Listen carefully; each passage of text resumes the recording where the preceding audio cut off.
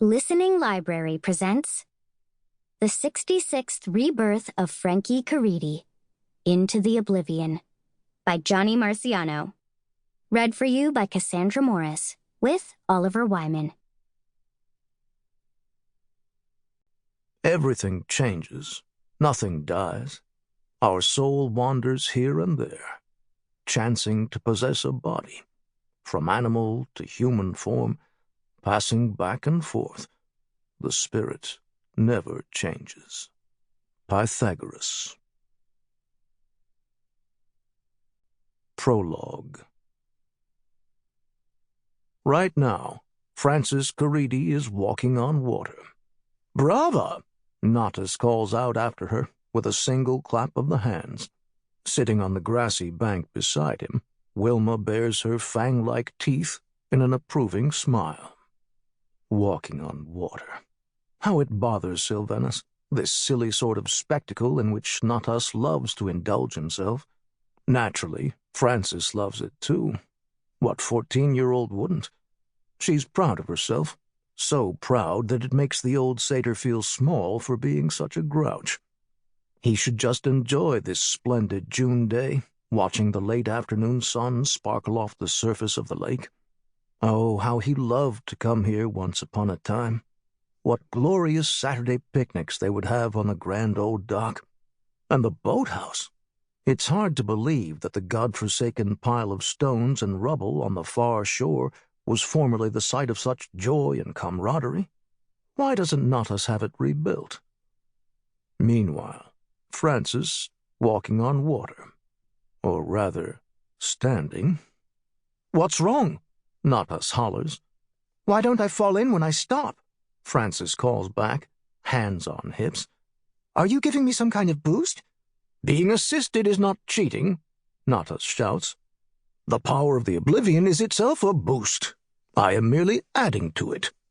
"It's a little bit cheating," Wilma says. Francis insists on Natas removing his telekinetic support. With a shrug, he does. She plunges in. Sylvanus laughs. He can't help it. But something is wrong. The girl is flailing about in panic. "She doesn't know how to swim," Wilma says. Natas lifts the girl back out by way of his mental powers, apologizing profusely, while Wilma rushes into the lake, so panicked herself one might think it was she to almost drown. "I'm okay, Wilma," Francis tells her. "Take her back to your room," Natas says, putting a hand on Wilma's shoulder. "You should be getting ready for your flight anyway." As he and the old satyr watch the girls follow the path back to Croton, Natas says, "She always knows how to swim." He shakes his head. "It is one of the first things the girls would remember." "She has hardly progressed since the fall," Sylvanus says. "If anything, Francis seems to be regressing. When they arrive for the summer retreat, the listeners expect to welcome back Mother," Natas says. "Perhaps you shouldn't have promised them that." Natas shrugs. He doesn't actually care about disappointing the listeners. "They have been waiting 16 years. What does one more matter?" Natas says. "Besides, they will still believe they are witnessing a miracle." A miracle? Or a typical example of the American teen on the precipice of high school? Because, outside of her ability to channel the Oblivion, this is precisely what young Francis is. Of course, even without her memories, she is very much herself, more so than in past lives. "And who knows," Natas continues, "perhaps being in the company of so many old friends will jolt her memory." A nice thought. In truth, the old satyr is more disappointed than Natas at Francis' failure to recall who she is, and yet a part of him hopes that she never does, for her sake. For his own sake, well, it will be most lonely if she doesn't. Part 1. Retreat. 1. Big news. Brand new sign, same loving God. Hey, look at that sign. It's clever. Yeah, Ron, Frankie says. We know about the signs. Ron. That's Mom's boyfriend. How much does Mom like Ron? Enough to make Lucy sit in the back seat of the Prius with Frankie. That's a first. I thought Lucy needed the extra horn room, Frankie says, smirking at her little brother. He's not amused. But Ron is so tall, Mom says. Ron is so not. Still, Frankie is happy that her mother is happy, especially since it makes Mom nice to her, also a first. At the wagon wheel, Ron attempts to take charge, saying in his man voice, 4 for lunch, having no idea who the girl working the register is. Sylvie shoots a, who is this guy, look to Frankie as she gets up from behind the counter to hug Mom. She's one of those good parent friends who looks an adult in the eye and asks how they're doing and stuff. I love your new hair, Mom says.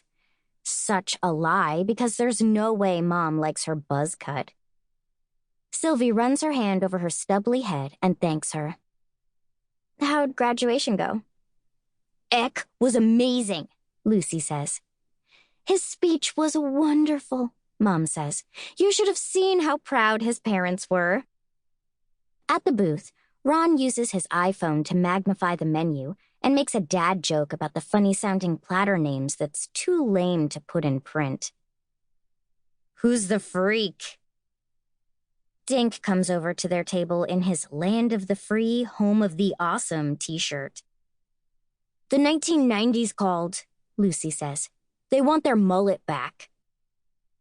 Ron looks alarmed, wondering if he's going to need to defend Lucy's honor.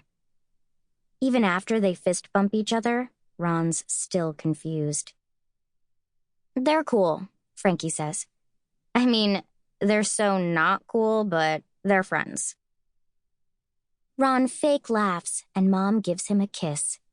It still weirds out Frankie to see her mother all affectionate with some guy.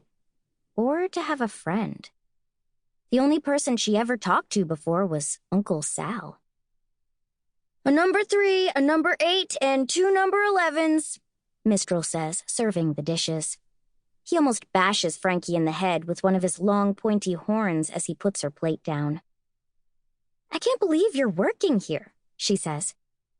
And I can't believe I'm staying in Dink's dead grandmother's room, Mistral says. When do you guys start your jobs at the Institute? Orientation's tomorrow, Lucy says, smothering his veggie scramble in hot sauce.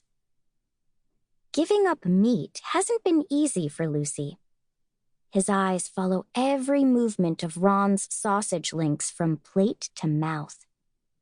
Just as longingly, Frankie watches Mistral and Sylvie laugh as they clear off the counter.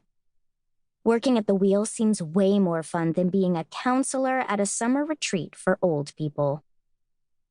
We have big news, Mom suddenly announces. She grabs Ron's hand. Frankie freezes, fork suspended in front of her open mouth. Mom and Ron are having a baby, and they're turning my room into the nursery. Ron's moving in with me. We're going to live together. Relieved, Frankie exhales and takes her bite of food. Don't you guys, already live together? She says, chewing.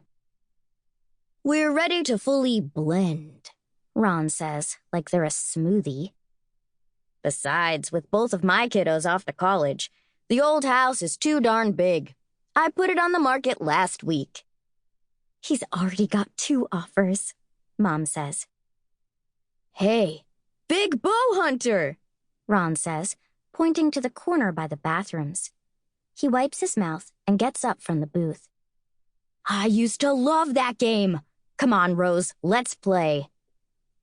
Frankie laughs at the thought of Mom playing a video game.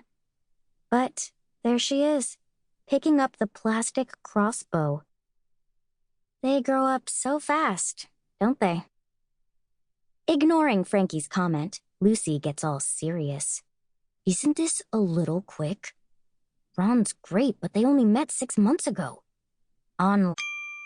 Sample complete. Ready to continue?